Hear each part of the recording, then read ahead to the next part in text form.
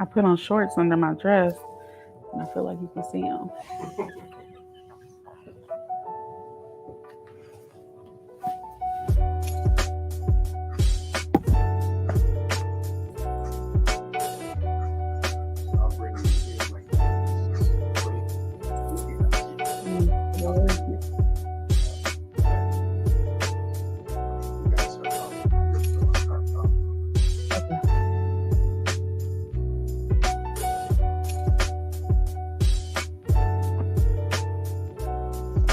Does somebody have a pen?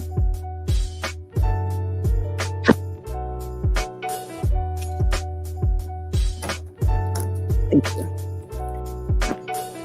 I feel nervous about messing up her last name, but it's Padilla.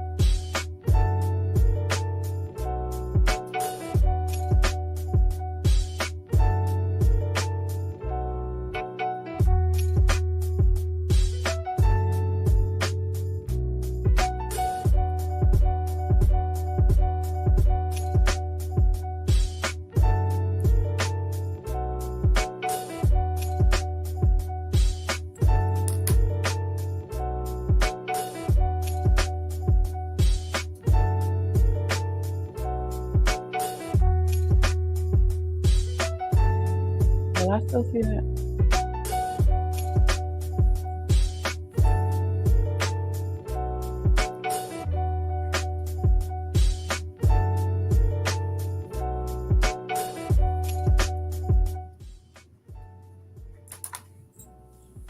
Hi, good morning. Welcome to Empower Her virtual series. My name is Arica Morgan, and I am the Director of Programs at Dress for Success Columbus.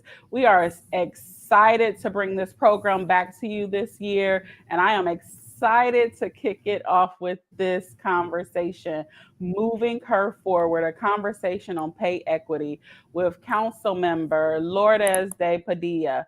And I look forward to, I know it's just going to be a great conversation. And I'm excited to those of you who are tuned in for this. So, hello there. Hi, good morning, council member.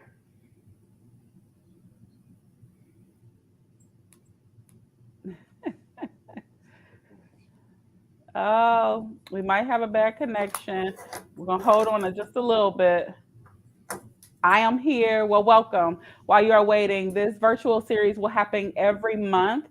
Typically on a Thursday, on the second Thursday of every month at 11:30, and you can tune in always from our Facebook and YouTube pages. So, Dress for Success Columbus Facebook and YouTube pages. Hi, good morning, Council Member.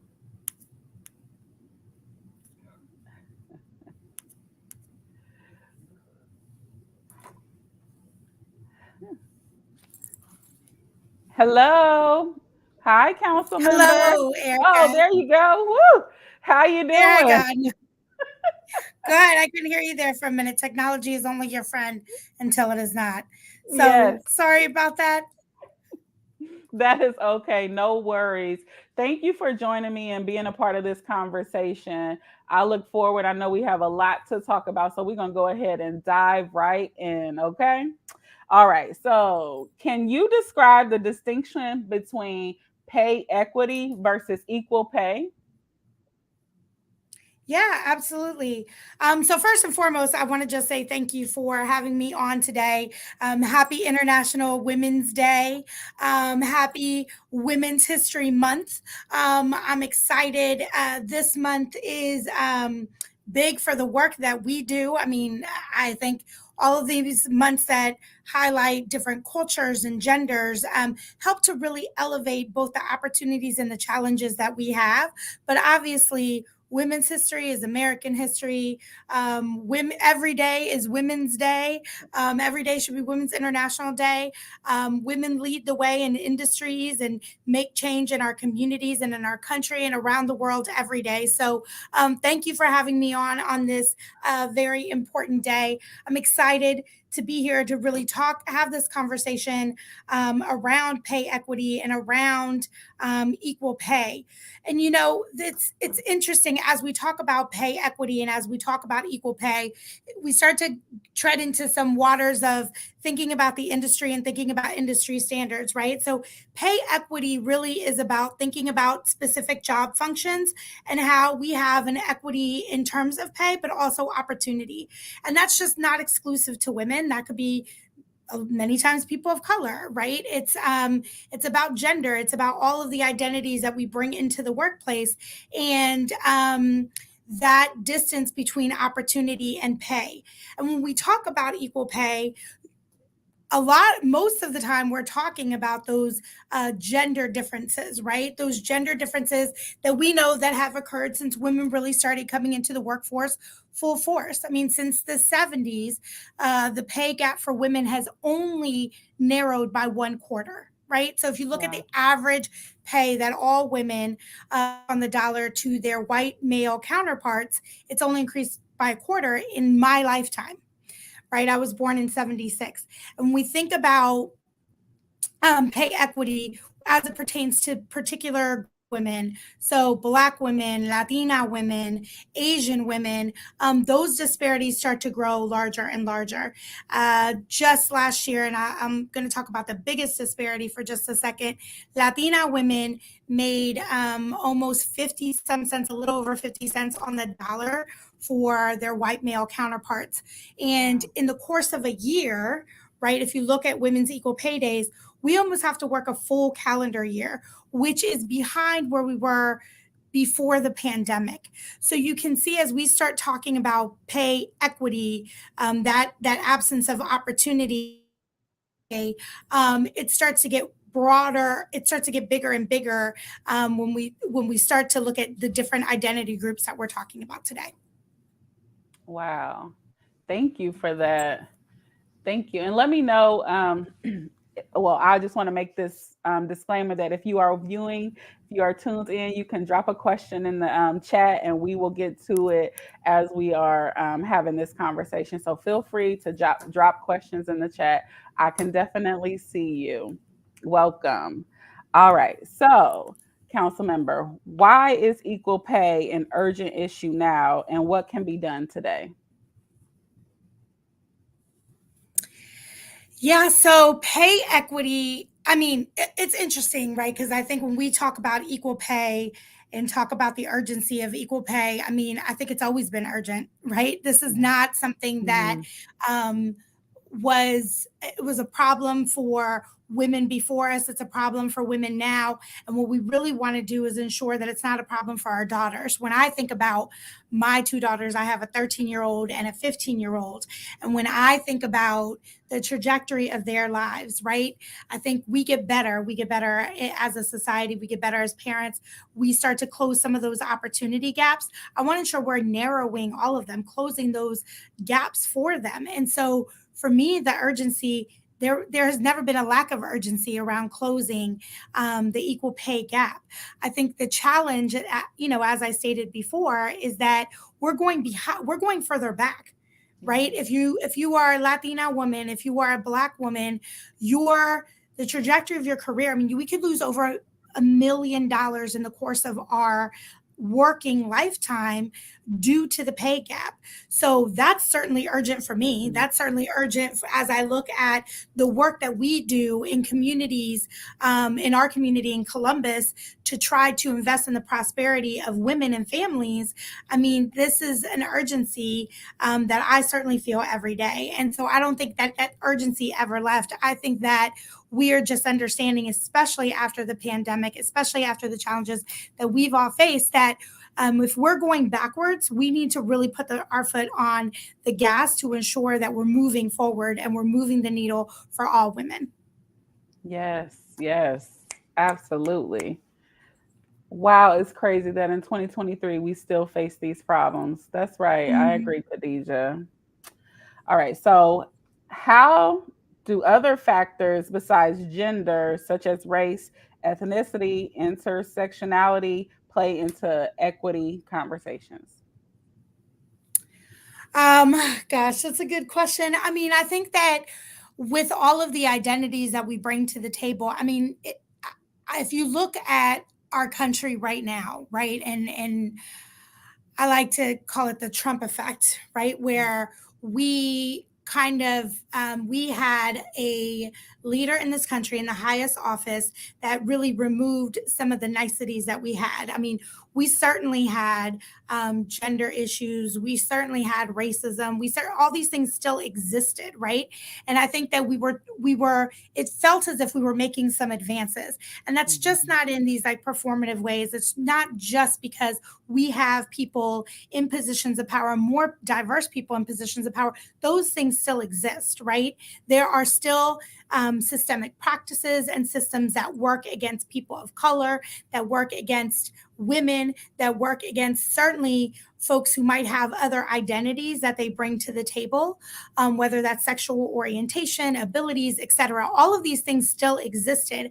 I think the difference now is that we have people in positions of power that are actively working against anything that they do not perceive is mainstream, that doesn't look like them or feel like them. And so as we as we change the discourse in our country to continue to other people, we do that. We continue to lean into those systems that are inherently racist, that are inherently sexist, right? That hold people back. And I think that, at the end of the day, I mean, if we're going to get real deep, that's about power and about people retaining power. And so I think we have to start to change the conversation and have real conversations where, we need to do the mind and the heart work. And that's with individuals and communities. And that's the hardest work because people have to show up wanting to do that. But what we can do as leaders is we can start to change those systems to create equity within the system. And equity is meeting people where they are. Equity is not everyone gets the same thing, because we already know that there's not if you look at our communities, if you look at our young people, it's not that we lack talent. It's not that we lack intelligence. It's that we lack opportunity. And so that's what we're really trying to change. We are trying to close those opportunity gaps for people. And so that's really about creating system change, creating laws and policies that work for the people, that meet people where they are, so that we really can have equity in our community. And that's equal pay. That's everything, right? That's all of these systems that were set into place, because certainly, Arica, when the founders of this country, they didn't have you and I in mind, right? No, they did not. When they founded this country. And so we want to take those ideals that they had and change them so that they work for us, because we are now in a position that we can do that. Yes, Lourdes. Yes. Thank you for that. I'm going to just check the chat real quick. I think we are good. So we're just going to keep rolling. So what resources can a woman access if she would like to discuss with her leader at work? Yeah, so it's interesting, because I think that we are not oriented, especially, it's interesting. I will speak for myself, being Latina.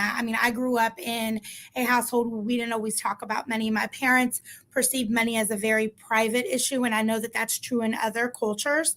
They didn't always talk about, they did talk about the money we didn't have, because I heard no often when I wanted to do something, or like my teenage self when I wanted those jeans or to do that thing, right? But they didn't talk about money that we did have, or we didn't talk about what building wealth or stability look like, right? And so I think that it's kind of written into our DNA that that's not something that we do. That's one. Two, I also think that it's interesting, because I think oftentimes when we think of people and we think of work, we put value on people and not value on work, which changes the conversation. Because if we are going to believe that we all have a little bit of implicit bias in us, right? We start to look at people and say, well, your age or your experience, or because you're a woman, or because, your ethnicity or your race, or all these things start to come into play, instead of looking and saying, going back to that conversation about pay equity, what does the work deem? And are you the person who are going to bring skills to this job? And that's changing the conversation. But because we've placed it on people, sometimes we don't value ourselves.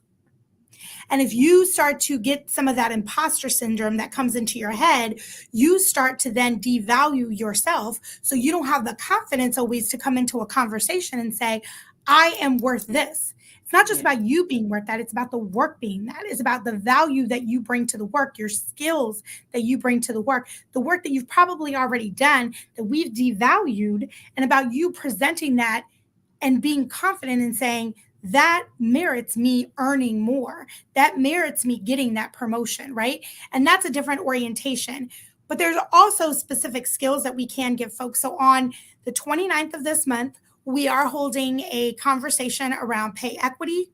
So we're going to have a brief panel. And then from there, we have a free workshop around salary negotiation. So women can come in to really learn those skills. So the confidence, we got you. We're going to work with you on it. And I know that's something that we all have to work on, in being confident, coming into that place. But we're going to give you skills that help to boost that confidence. So when you have to have those conversations, you can start to really feel good about, because the negotiation does take skill, right? Yeah. So you can feel good about being empowered and having that skill set coming into those conversations. I absolutely love that. So on March 29th, that's open to all women? Open to all women. It will be at Mitchell Hall at Columbus State Community College. It will be from 5:30 to 7:30. And we'll have more information, but folks can follow me on my social media channels, and we'll be pushing out some info about it. I love that. Ladies, you should definitely tap into that. Is it free? opportunity? Yes, it is. Always. Free opportunity. Yes, March 29th. So if you are not following Councilmember Lourdes, please do so that you can stay up to date on that information. Thank you for that. I love that. And confidence is absolutely key in most things that we do. You have to walk in, hold your head up high, believe in yourself, and that's where it starts. So I love that. Thank you for that. So why is equal pay? No, no, no. We're gonna skip that question. We're gonna keep going. We're gonna keep going. Let me check the chat first to make sure if there's any questions in there from the audience tuned in. It looks like we are good. All right, so we are going to talk about then locally. What does the data say about equal pay in Columbus, and how is it different in Columbus from the data around the world? Yeah, actually, it's interesting. We probably need to do another data update on what this looks like for women. We have been using information that is like nationwide because we know that we follow some of those trends locally as well. But I do want to take this opportunity to share with folks some work that we are doing around closing the pay gap, Arica, if that works.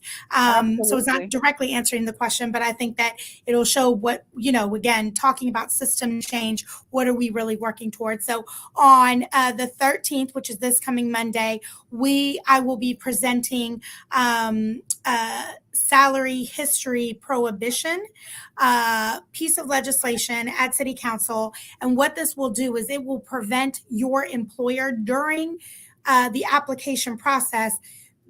It will prevent them from asking about your salary history. So it can't be on an application. It can't be during the interview. It can't be when they're confirming your employment with your previous employer. They cannot ask you the question during that time period. And the thinking behind this is that, again, this goes to creating equity within the system. If you're already getting paid at a rate that you do not deserve, if we acknowledge that there is a pay gap, what we are saying is we're making this a true negotiation. So I, as the employer, come to the table with a salary range for a specific job function. You, as an applicant, come with salary requirements. We both come, we show our cards, we make an offer, and we negotiate. That is the fairest, most equitable scenario especially for women, but certainly for people of color. And actually, this legislation will help all people make more money. All people will make more money. So when we talk about pay equity, this is moving us in the direction of creating pay equity in the city of Columbus. And when we think about companies like Intel, when we think about other companies coming in to the city of Columbus, this is about ensuring that people are not just doing business in Columbus, but they're doing the business of Columbus, which is investing in our people and families. And so we're excited about this legislation. It's an industry best practice. 21 cities and municipalities, or over 21 cities and municipalities around the country have taken this on. 21 states. It grew from being a state or local or a city or local policy into a state policy around the country. So we're excited. We've had conversations with more than 100 employers. Some of them are already doing this, but we really felt like now was the time to put a stake in the ground and say, we really want to live our values. We want to change the system so it's in service to our people. I love that. I love that because you hear conversations all the time where people say, "Oh, I went in and said, had to say that I made $10,000 more than I was currently making just so that I could feel like I was getting the pay range that they were really trying to offer me and not get lowballed." So I love that that's a thing. You said March 13th. You want to tell March 13th? Yep. This Monday at March 3rd at City Council, I'll be introducing the measure. Folks can tune in. All of our City Council meetings are always broadcasted live, both on YouTube and Facebook. And folks are always welcome to come down to Council. If they even wanted to testify, they can. And the process is outlined on our City Council website. I love it. hopefully this, knock on wood, this passes. Once it passes, we have a year long implementation. So it's not, we're just as my dad was a small business owner. So this does not pertain to folks who have businesses that have 15 or less employees, but really some of those larger companies. And Mhm. so we are just as invested in the prosperity of our small business owners. I mean, they really are the heartbeat of our community. And so we want to engage them in a year long process. We'll have a toolkit for employers. We'll do some more work within the community. This won't be our only salary negotiation workshop or our only conversation about this topic. Ah, good stuff coming. I'm so excited. It looks like we do have a question from a viewer. Do you think that salary transparency laws that other cities are implementing can be helpful here locally? Gina, that is an excellent question. It's interesting. I know one of the questions that we were thinking about is, I mean, it's interesting in a city like Columbus that is, tends to lean a little bit more progressive, certainly in comparison to our state house and some of the policies that we see coming out of our state house. I mean, usually sometimes it's like, we put a ban forward, they put a ban on our ban. And so I'm interested in exploring what salary transparency can look like. And just so folks know what that means is that in some states, like I know California, New York, I think Colorado, have salary transparency, meaning that as an employer, you have to list the salary range for any job wherever you're posting it. I know that Indeed, the search engine, the job posting site, has made that a policy that every job has to have it. Studies have shown, especially people of color, will go right by a job if it's not posted because we know that we will get lowballed, right? And so if I go far into the process, I don't want to waste my time or your time if you're not going to meet my salary requirements. And so this salary transparency is a way to make it, again, even more equitable. We'll see if our state legislature will have an appetite for that. We'll also see if our city has an appetite for that. I think the other piece of legislation that we are exploring is around your credit history and really a lot of folks use credit history in some industries. They use it as a perceived security measure. So, if you're dealing with finances or that sort of thing, but some also use it as like your character, which we know that your credit history is a snapshot in time that lasts 7 years, Yeah. right? And we don't even look at some of the important things like, you could be renting an apartment or a house for 10 or 12 years, never missed a payment, but that's not on your credit report. But what is if you have an eviction, right? That like little $500 credit card you got before you really understood credit stays on, and you didn't have the money or you weren't in a position to pay it, and it stays on for 7 years.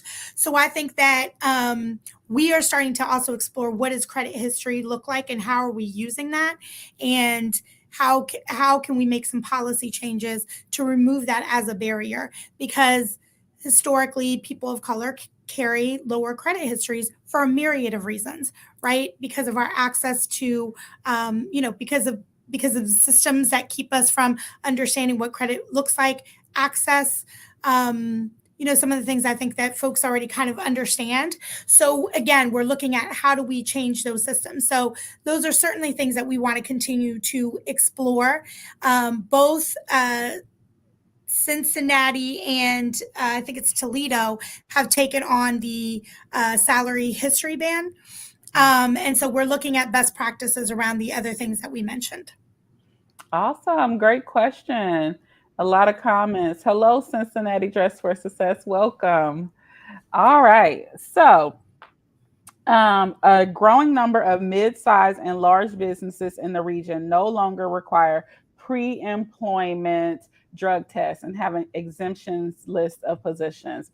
Is that something that Columbus is implementing? And can you talk a little bit about the pre-employment drug test? I mean, I think that this is also an interesting topic. I mean, I think the conversation is open for us to explore all of our practices. And I think that this is the time to do that because, especially as we start to change laws, we've been having conversations. There's a very interesting dialogue out in the world now around the use of mushrooms, right? And the mushrooms in the 60s were put under such a strict prohibition that at the time there was researchers that were really looking at the benefits of some of these natural substances to treat mental health issues, to treat PTSD, especially if you're looking at veterans that were coming back from war, that were having extreme PTSD, and they were looking at some of these, again, natural substances. And then under the Nixon administration, they put pretty strict bans on things like marijuana, on things like mushrooms, so strict that even some of the researchers stepped away from their research because they couldn't get it funded. And so there's an interesting dialogue out there around veterans groups saying this is actually something that could help our veterans, around specific groups that are saying, is this something that we need to explore? And so, as a legislator, we always want to have these conversations about how are we thinking about things? Why did we land here with this issue? And does that make sense for who we are today as a society and the way that we do business today? And so we have to be open to having those conversations. So I say that to bring the conversation back full circle to, let's look at the practices. If we are saying, and marijuana is not legal in the state, we have worked to deprioritize marijuana, the criminalization of marijuana in the city of Columbus. Mm-hmm. But as we have the conversation of, if you have a medical card, what does that look like? And what do those exceptions look like when you do apply for a job? I mean, that starts to open up the conversation to say, if we're changing practices here, how does it affect practices over there? And do we need to start having a conversation about how we do things differently? And that is, just so we're clear, that's a difficult conversation. Like, even when we talked about removing salary from the interview process, I mean, that was hard for some folks to wrap their heads around, right?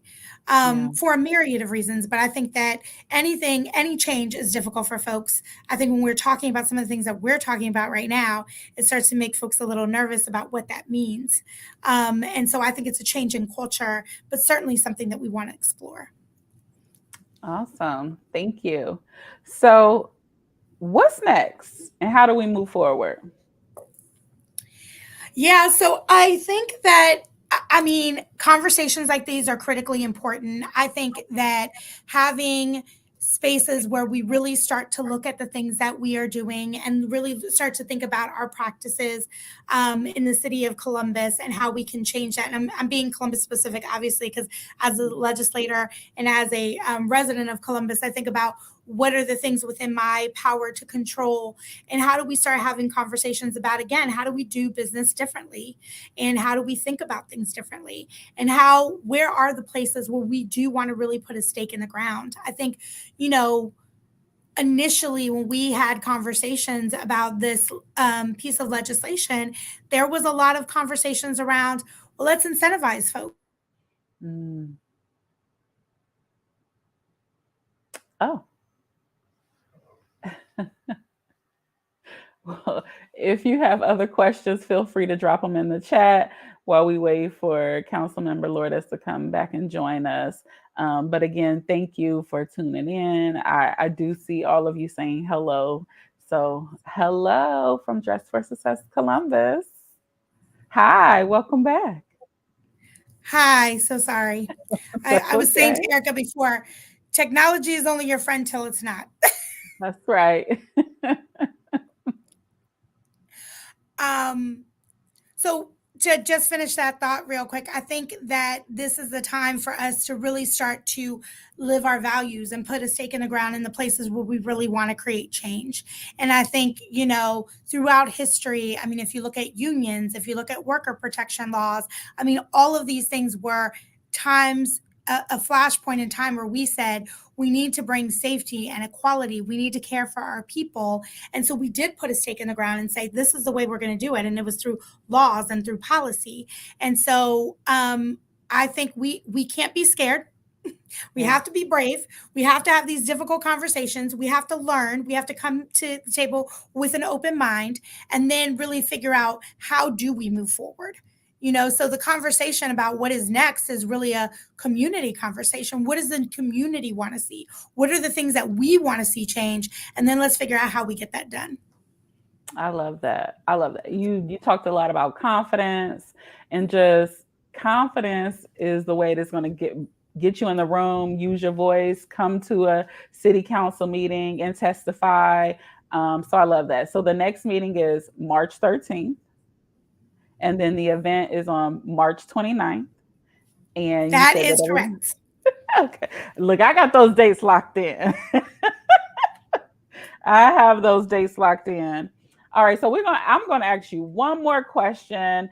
Since I have you, Michigan and Wisconsin have instituted bans on the bans, meaning that the governments in these states cannot ban the practice within their jurisdictions in contradiction to state laws. Could this happen in Ohio?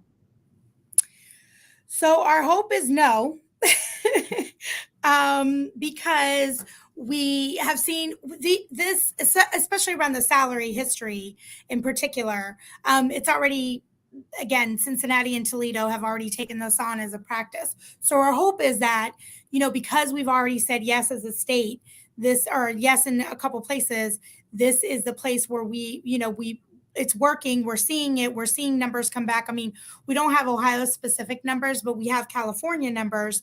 And when California took this on, we saw a 4% increase for all people. A 4% increase, that all people made more money. Yeah. We saw a 6% increase for people of color.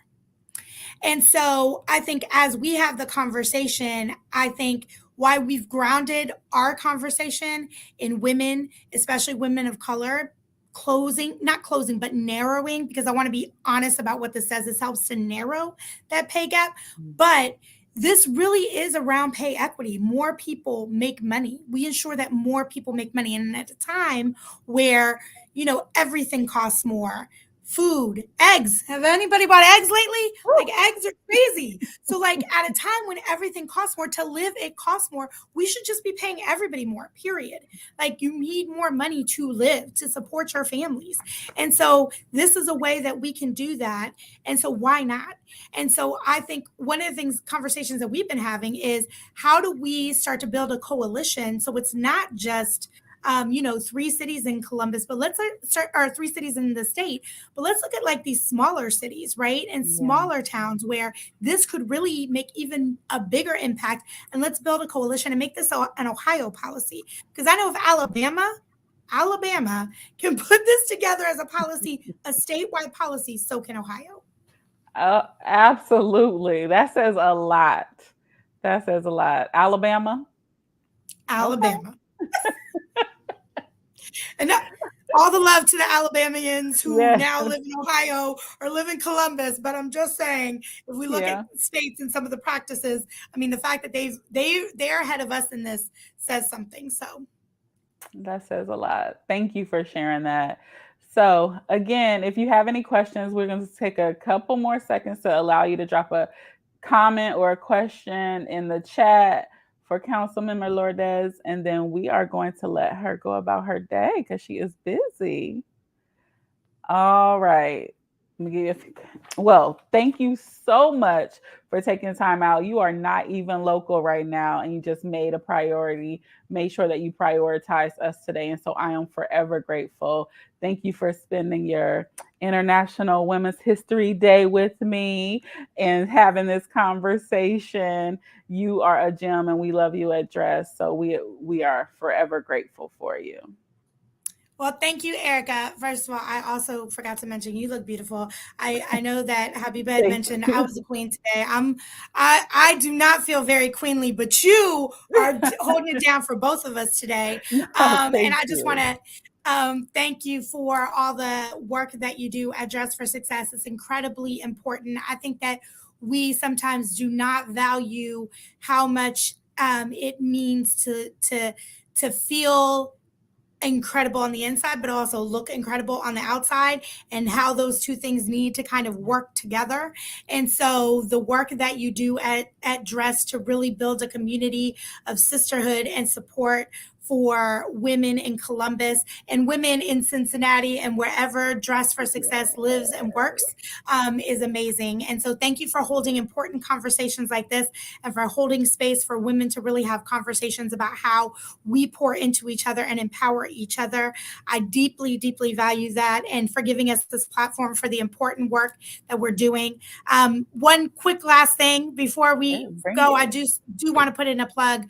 I think, especially on this International Women's Day, you know, right now on the Columbus City Council, we have two women, and one is my partner in good, Councilmember Shayla Favor, who is a Black woman, and myself, the first Latina who was elected onto the City Council. And this work is incredibly hard every day to show up in spaces with our full selves and the identities that we have and everything that that means. And so when we're in spaces like this with women supporting women, it is critical that we are showing up for the things that we care about. So whether that's at City Council or at the State House, or, you know, on, you know, if it's at a protest or a march or a rally, I encourage all of the women watching to join us, because those numbers are powerful. And when we are united and they can see us united, that's when change happens, because it is always but for the people that change happens. So on this International Women's Day, shop your local, your local woman boss that you believe in, that company, that thing you were thinking about buying. Go to that restaurant, buy that lipstick, that whatever it may be, right? Use that company today. Reach out to someone, encourage them, encourage that woman that might need that extra encouragement today. And thank you for all that y'all do in our community to make our city great. Oh, awesome. Thank you so much. Nothing else needs to be said after that. Mic drop. Get involved, participate. We will see you on March 29th.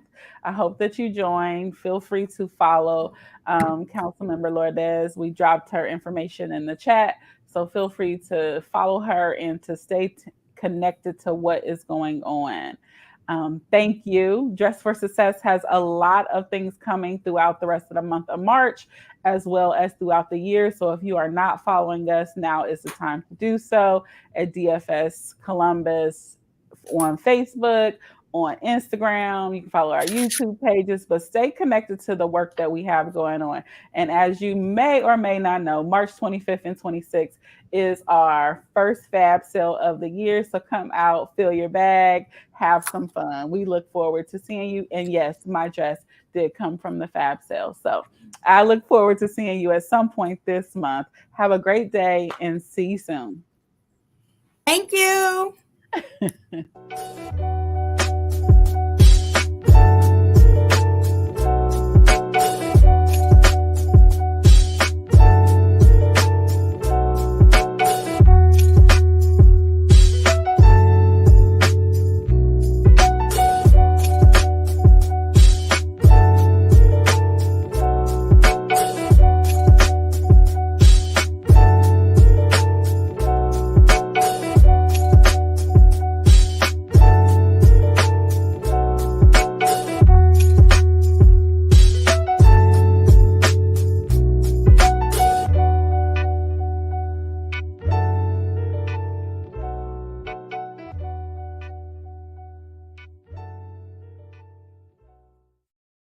Facebook and okay.